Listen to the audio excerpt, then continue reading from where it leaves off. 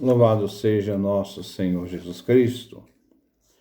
Nós vamos fazer o nosso comentário ao Concílio Vaticano II sobre a liturgia Sacrosanctum Concilium, nosso 19º encontro. Vamos trabalhar os capítulos, ou parágrafos, parágrafos 91 a 99. Fala sobre os salmos. Estes salmos que são recitados na liturgia das horas. Durante o concílio nós tivemos, a igreja teve que fazer toda uma revisão de toda a liturgia da igreja. Seja os sacramentais, seja a questão dos sacramentos, seja a questão da celebração da Eucaristia, né? E agora também a questão dos salmos que estão na liturgia das horas. E diz o texto: para que o curso das horas proposto, as horas, ofício das leituras, das matinas, da terça, sexta, noa, o ofício da tarde, o ofício das completas. Então, para que o curso das horas proposto possa realmente ser observado, os salmos não mais sejam distribuídos por uma semana. Então, há uma revisão aqui. Mas por um espaço mais longo de tempo. O trabalho de revisão do saltério, já iniciado, então antes do concílio já estava se fazendo essa revisão do saltério, seja levado a termo o mais cedo possível, tendo-se devido respeito pela língua latina cristã. Normalmente, a importância de usar a língua da igreja, que é o latim, na liturgia das horas. Pelo uso litúrgico, inclusive no canto. Então, sempre usar os aspectos dessa língua latina.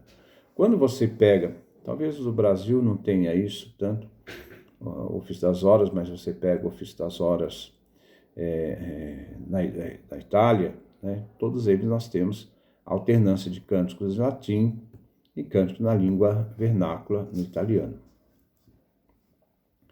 Pelos litúrgicos, inclusive no canto, bem como toda a tradição da Igreja Latina. Então, que seja mantida essa tradição, né, na liturgia das horas. As lições. No que concerne às lições, observe-se o seguinte: a leitura da Sagrada Escritura seja ordenada de tal modo que os tesouros da palavra divina sejam acessíveis facilmente e em maior profusão. Normalmente, algumas séries dos textos, nós vemos a sequência de alguns livros das Sagradas Escrituras. As lições extraídas das obras dos padres, doutores, escritores eclesiásticos, nós estamos no ofício das leituras, então seja sempre essa realidade de colocar no ofício das leituras a primeira leitura da Sagrada Escritura, a leitura depois dos padres da igreja, como também as leituras que é colocada em cada dia, em cada hora do saltério, tirada também da Escritura. Então,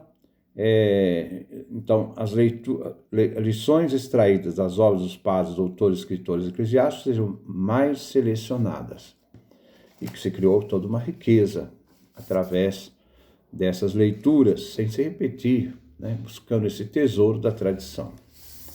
Devolva-se fidelidade histórica aos martírios e às vidas dos santos. Também, dentro do ofício das horas, tem o ofício dos santos e dos mártires. Os hinos. Se tem em cada liturgia da hora. Os hinos, o quanto parecer conveniente, sejam restituídos à forma primitiva e sejam retirados ou mudados aquelas coisas que sabem, a mitologia ou são menos condicionantes com a piedade cristã. Então, alguns cânticos que não correspondem àquilo que se reza sejam tirados.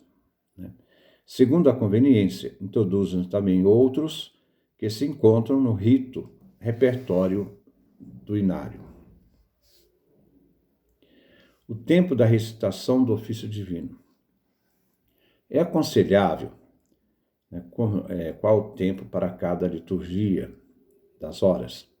É aconselhável tanto para santificar o fato do dia, quanto para recitar com fruto espiritual as horas mesmas, que na sua recitação se observe o tempo que se aproxime mais do tempo verdadeiro de cada hora canônica.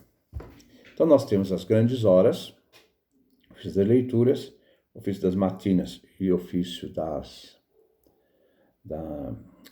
vésperas, da tarde, com a importância do rito final, que é das completas, da noite, e as horas menores, terça, 9 horas, sexta, meio-dia e nona, às 9 horas. A obrigação. Todo padre, todo religioso faz um voto de que vão rezar em nome da igreja o ofício divino, embora nós sabemos que não é muito respeitado, não. Pelo menos, então, as horas maiores. As comunidades obrigadas ao coro, isto é, que vão recitar o ofício em 2 coros, né, devem, além da missa conventual, celebrar o ofício divino todos os dias em coro, a saber. Então vamos lá. Todo o ofício, as ordens dos cônegos, dos monges e monjas e dos outros regulares, obrigados ao coro pelo direito comum ou pelas constituições da própria congregação, ou da ordem que eles pertencem. Os cabidos das catedrais, onde estão os cônegos, ou colegiados, aquelas partes do ofício que lhes são impostas pelo direito comum ou particular. Todos os membros dessas comunidades que têm ordens maiores ou fizeram a profissão solene devem recitar em particular as horas, que não recitam em coro. Então, as horas devem ser observadas, mesmo que elas não sejam recitadas em coro. Isso tudo é uma renovação dada pelo Concílio Vaticano II. E praticamente toda a estrutura litúrgica foi repensada teologicamente. Estão excetuados os conversos. Os clérigos não obrigados ao coro, se já têm ordens maiores, são obrigados a recitar diariamente todo ofício, quer em comum, quer em particular. Então se deve recitar. Segundo a norma do artigo 89. Determinem as rubricas, as oportunas comutações do ofício divino com uma ação litúrgica. Em casos particulares, e por motivos justos, os ordinários podem dispensar os seus súditos, ou totalmente ou em parte, da obrigação de recitar o ofício como tal. Também cabe ao bispo determinar como seria feito isso para os padres diocesanos, né? 98. Os membros de qualquer instituto de estado de perfeição das congregações, que por força das constituições, né, pessolvem algumas partes do ofício divino, faz oração pública da igreja. Da mesma forma, faz oração pública da igreja, se por força das constituições recita algum ofício parvo, pequeno, né, ou reduzido, contanto que seja estruturado a modo de ofício divino e seja legitimamente aprovado. Então, nós vemos que a questão dos salmos, a disposição dos salmos, a disposição das leituras, a disposição da tradição das leituras tiradas dos padres da igreja, doutores da igreja, dos santos, né, que também seja tudo reformulado para mostrar essa grandeza desse tesouro divino que a igreja é portadora. E, por fim, o parágrafo 99. O ofício divino no coro ou em comum.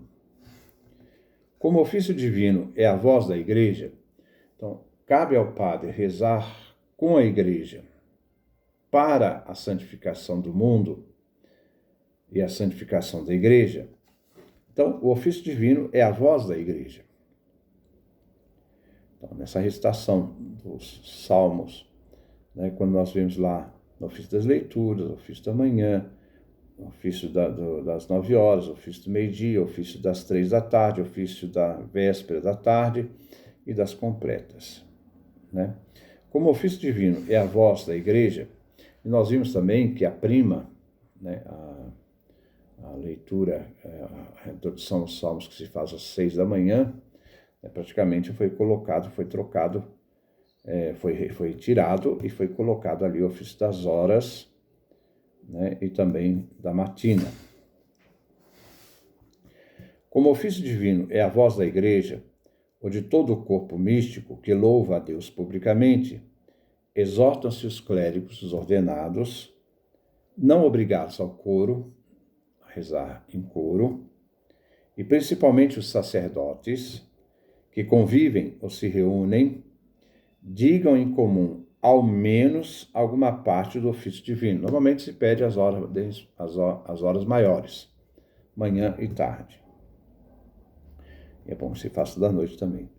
Todos quanto rezam o ofício, quer em coro, quer em comum, cumpram o mais perfeitamente possível o encargo a eles confiado, tanto na devoção interna da alma, quanto na maneira externa de proceder.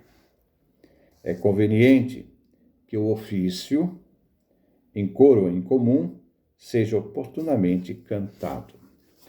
Nós temos, por exemplo, citar o canto gregoriano, né, ou o canto ambrosiano, também da Igreja de Milão.